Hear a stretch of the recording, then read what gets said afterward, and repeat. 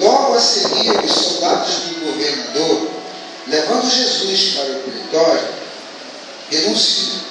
denunciaram em torno dele toda a corte. Despojando-o das vestes, cobriram-no com um manto escarlate. Tecendo uma coroa de espinho, puseram-lhe na cabeça, e na mão direita um caniço. E o ajoelhando-se diante dele, escarneciam, dizendo: Salve o Rei dos Judeus. E cuspindo nele, tomaram o caniço e davam-lhe com ele na cabeça. Depois de terem escarnecido, despiram-lhe do manto e vestiram as suas próprias vestes. E seguiram e levaram para crucificar. Ao saírem, encontraram um sirineu chamado Simão, a quem obrigaram a carregá-lo na cruz. E chegando a um lugar chamado Gólgota, que significa lugar da caveira, deram-lhe a beber vinho com fel, mas ele, provando, não quis beber. Depois de crucificar, repartiram entre si as suas vestes, tirando a sorte, e assentando ali, o guardavam. Por cima da sua cabeça puseram escrito a sua acusação: Este é Jesus, o Rei dos Judeus. E foram crucificando com eles 2 ladrões, um à sua direita e outro à sua esquerda. Os quais iam passando, blasfemavam ele, maniando a cabeça e dizendo: Ó tu que destrói o santuário em 3 dias e reedifica, salva-te a ti mesmo, e se és filho de Deus, e desce da cruz. De igual modo, os principais sacerdotes, com os escribas, escarnecidos, anciões escarnecendo, diziam: salvou os outros, e a si mesmo não pode salvar-se. É Rei de Israel, desça da cruz, e cremos nele.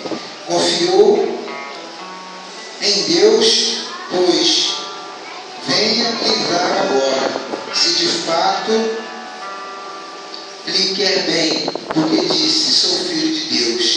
E o mesmo impróprios lhe diziam também os ladrões que haviam sido crucificados com eles. Amém? Feche os olhos, vamos orar.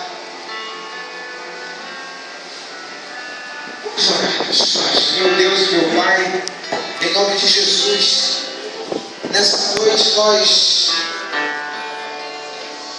entregamos a Ti as nossas vidas, entregamos a Ti a Tua palavra e que ela encontre abrigo em nossos corações. Meu Deus, que a Tua palavra hoje ela flua em nossas vidas. E quando nós entendermos o Teu propósito, o desejo do Teu coração, vem de encontro às nossas necessidades, aquilo que viemos buscar, nosso milagre, a nossa bênção, a porta aberta, aquilo, meu Deus, que cada um no seu coração vem nessa noite apresentar ao Senhor, porque Ele sabe que só o Senhor é digno de toda honra, toda glória, todo louvor e toda adoração.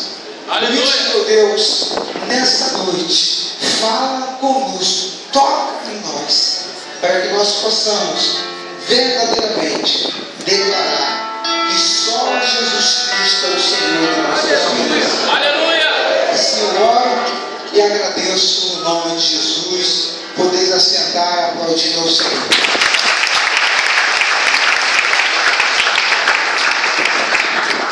Muito bem. Às vezes a gente vê os filmes sobre a paixão de Cristo, sobre a sua vida, sobre a sua história. E ontem mesmo estava passando um filme, não sei se alguém chegou a ver aí, eu nem quis ver aquilo, um filme chamado de Noé. Não, mas não tinha nada a ver. Não sei quem viu ontem, passou na televisão. Pô, brincadeira, que não tem nada a ver. Que é uma comédia. Que é a maior palhaçada do mundo aquilo ali, porque não tem nada a ver com a Bíblia aquilo. Botaram uma arca, um camarada chamado de Noé e pronto. E fizeram um monte de coisa lá que não tinha nada a ver. Por isso que é importante você, como cristão, você aprender a ler a Bíblia. Você dá ouvido quando se prega a palavra. Vem para a escola bíblica aprender, para que você possa ter base bíblica para falar. Não é para menosprezar ninguém, nem para dizer que você é sábio, nem para dizer que você é melhor do que alguém, que a tua religião é melhor do que a dos outros. Mas que você sabe daquilo que você crê, daquele pelo qual você serve. E quando alguém falar de você, eu vi a história de Noé, mas é aquela não, vou te contar a história de Noé.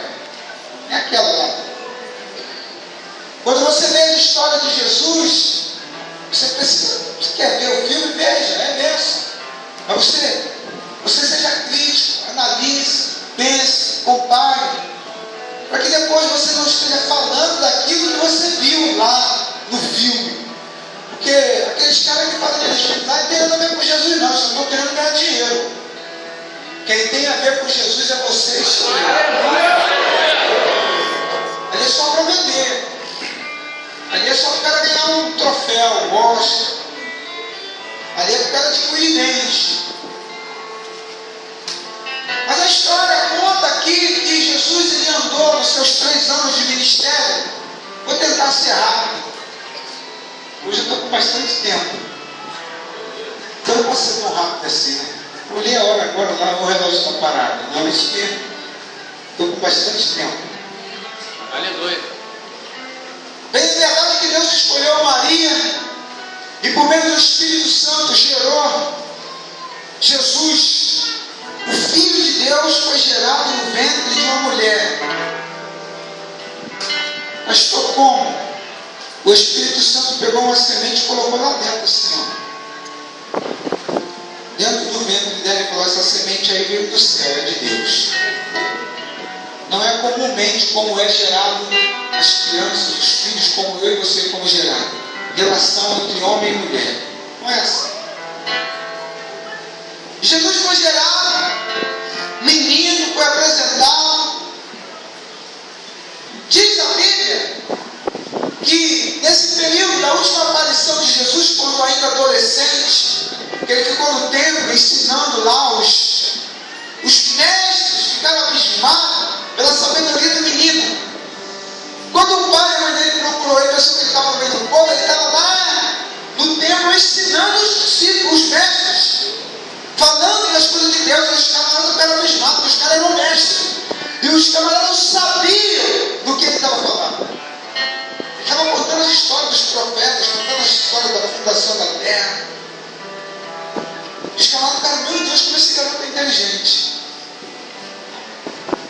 E há-se um espaço de tempo dessa adolescência de Jesus até a sua maioridade, quando ele completou 30 anos, que ele reaparece na história bíblica. Não sei se com 12, 14 anos, daí para lá até 30, passou-se mais 16 anos.